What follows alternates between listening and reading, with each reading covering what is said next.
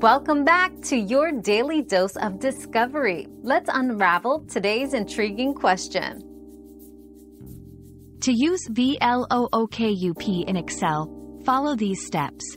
First, ensure your data is organized vertically in columns.